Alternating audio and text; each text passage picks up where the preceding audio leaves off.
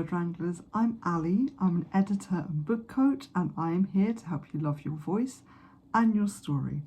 So in this video, I'm going to talk real quick about line editing and then give you 7 of my favourite line editing tips that you can start using today to make your prose stronger. Okay, let's dive in. So let's start with what is line editing. Line editing is essentially looking at how your book works from sentence to sentence.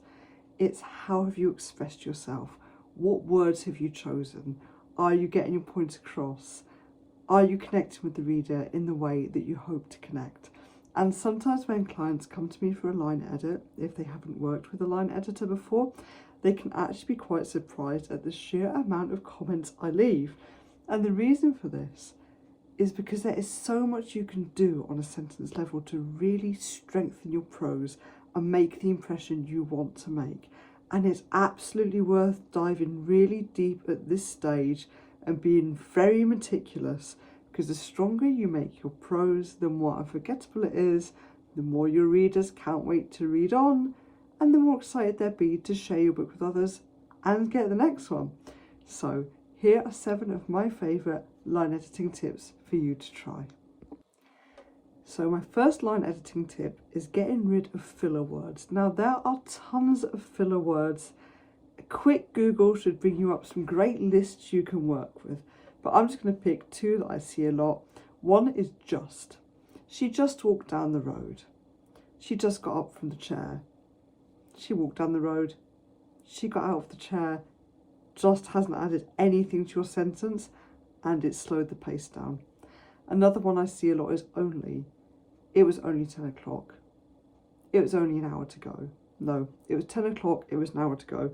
Only is not helping you here. So look up some lists of filler words, familiarise yourself with them, look for them in your text, and get those little buggers out of there, because they are not doing you any favours. So another easy line editing tip. It's really easy to fall into this bad habit that when you're describing a piece of action taking place, you over-explain it. So here's an example. Jay watched his mother walk down the street. She met a man outside the florist's. They got into a car together and drove away. You could simplify this so much. I assume that we already know Jay is watching his mother, so we don't need to tell the reader that he's watching his mother because we already know it. You can simply say, Jay's mother walked down the street. She met a man outside the florist and they drove away together. You don't need to specify they got into a car and drove away together, because it's very likely that from context, it's pretty clear that they got in a car to drive away. Of course, I guess this depends on your world building. In some fantasy novels, that might not be obvious. Tweak it to fit your book. But in general, be careful of this habit of over-explaining every beat of action. Oftentimes, there's a certain amount that is just simply implied in the text.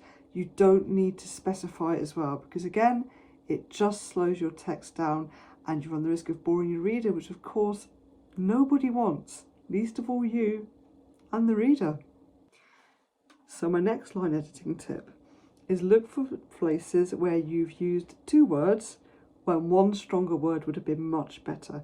So for example, it's not very big, it's huge. She's not very scared, she's terrified. It's not quite small, it's tiny. This is a much stronger way to get your point across. It reads in a much more, exciting and accessible way. Just look out for this in your manuscript. You can do a lot to strengthen your prose just by dropping that habit. So this might be one of my favourite line editing tips, because people don't always think about this until an editor points it out to them. And then once an editor points it out to you, you're like, oh yeah, I see that. That is, you don't always need to specify every single body part. Now, let me explain what I mean by that. For example, he reached out his hand and opened the door. Most cases, you can just say he opened the door. I mean, you might have a scene where maybe a character's like, oh, their arms full of stuff, they need to kind of like hip check the door to open it. Then yes, if that's kind of part of the scene you're building, you're showing that it's busy, there's a lot going on, they're carrying a lot of stuff, then yes, of course, you can say open the door with his hip because his arms are full. But in general, you can just say he opened the door, or he used his foot to kick the couch. You can just say he kicked the couch, because the chances are he used his foot. You'd be amazed when you go through your manuscript how many times you might have just told us which body part is being used. So another line editing tip is just be mindful of repeating too many words too close together. This could be any word. I'm kind of struggling to think of an example here because it could literally be pretty much any word. It could just be, you know, it could be a phrase. It could be you've mentioned the sky is blue and a couple of paragraphs later, you know, you've mentioned the sky is blue. Anything that you repeat too close together runs the risk of having much less impact and, again, slowing the text down for the reader. And this does take some work. It's really part of the craft of writing. You do have to put quite a bit of effort into thinking of different ways to phrase things, but it is worth it to do because repeating words and phrases do not serve you. So, in a similar vein from the repeating words and phrases, be mindful of repeating information. For example, you know, she's talking about her high school sweetheart and she says she remembers being in debate club with him in high school because he always loved to argue. That's a great way to introduce his character and the way he thinks. But then on the next page, maybe they're having a little bit of an argument and, oh, she remembers what it was like in debate club. He loved to argue. No, now you've lost the impact because you've told the reader twice. Oftentimes you don't need to tell the reader information twice. Now, I'm not saying to never repeat information. Of course, there will be some things that are really key to the plot that the reader may have forgotten if it's been a long time since you mentioned it, or perhaps you need to mention it because you need to add more context and more detail to help them understand and to move them forward in your story. But in general, over-repeating details doesn't help you. Again, it just slows the text down, gives the reader a sense of, well, I already knew that. You don't want to give the reader that sense. You want to keep them engaged and moving forward with your story. So, mind those repeating details. So, my final line editing tip for now is be mindful of your own repeating habits. I've been editing fiction for around a year and a half to 2 years now, I think, but I've been editing non-fiction and people's website copy, etc. for longer than that, way longer than that. And something I've noticed again and again is that writers often have their own little habits, their own little phrases or ways of constructing phrases that they like to fall back on. Like, you know, you might always be mentioning somebody bursting into a big smile. Or, you know, you might have somebody that you keep mentioning, you know, they've got that sassy tone of voice.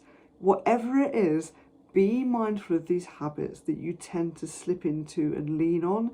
It's really common, especially if it's a phrase that fits your tone of voice and it works for you and you like it. It makes sense that you're going to lean on it. However, your reader will start to notice, like, oh, you know, her hand fluttered to her chest yet again. Again, you're risking boring your readers. Now, if you've got a great turn of phrase that's kind of one of your hallmarks and you love it, I'm not saying take it out completely, but I am saying maybe use it significantly less so it has more impact and you don't risk glazing your readers' eyes over. So, those were 7 of my favourite line editing tips. I hope you found them helpful. If you did, please like and subscribe because I will be updated with more content about the craft of writing and about how to get the most out of your writing journey, and of course on working with an editor. So I will speak to you next time. Take care for now.